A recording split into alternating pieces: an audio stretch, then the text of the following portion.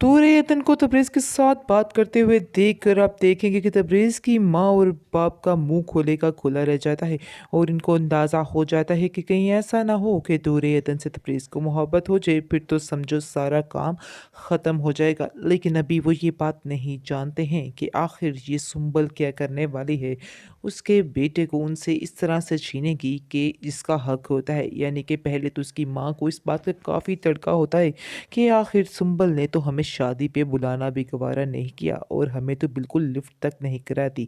इसके बाद आप देखेंगे कि ज़िक्र करता है तबरेज़ से, यानी कि उर्फ़ी कहता है कि मैं चाहता हूँ कि तुम लेकर जाओ दूरे अदन जी को लाहौर अपने साथ। वो साफ-साफ इनकार कर देता है। दूसरी तरफ आप देखेंगे कि जूही कहेगी कि हम क्यों नहीं जा सकते, यानी कि अब तो तबरेज़ की शादी हो चुकी है, फिर भी हम उधर रहने के लिए क्यों नहीं जा रहे हैं, हमें उधर जाना ही होगा।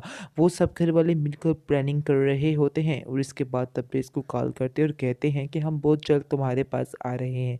इसके बाद वो कहता है कि मैं आपको कह रहा हूँ कि इधर प्लीज़ मत आना, यानी कि इधर मैं अभी बहुत ज़्यादा मसरूफ़ हूँ। उसके बाद वो कहते हैं सब घर वाले कि तुम्हारी मसरूफ़ियत ख़त्म होने का नाम ही नहीं ले रही, तुम्हें इस तरह क्यों कर रहे हो हमारे साथ? आखिर क्या वजह है? ऐसा ना हो कि हम लोग अपने बेटे के हाथों ही जाते रहें।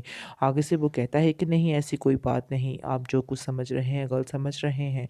अगर हमने इतना बड़ा स्टेप उठा ही लिया है तो अब हमें इस चीज़ को बर्दाश्त भी करना चाहिए, बर्दाश्त करने की भी हद होनी चाहिए इंसान में। इसके बाद अब देखेंगे कि सब घर वाले खामोश हो जाते हैं, लेकिन ये बात उसकी माँ को खटक जाती है और उसकी माँ जो है वो तबरेज़ के बाप से कहती है कि मुझे ये मामला कुछ ठीक नहीं लग रहा, जितनी जल्दी हो सके इस मामले को रफ़ा दफ़ा कीजिए। मुझे तो ऐसा लग रहा है कहीं हमारा तबरेज़ ही हमारे हाथों से निकल ना जाए। मसला तो यही लग रहा है और ऐसा ही होता हुआ नज़र आ रहा है मुझे।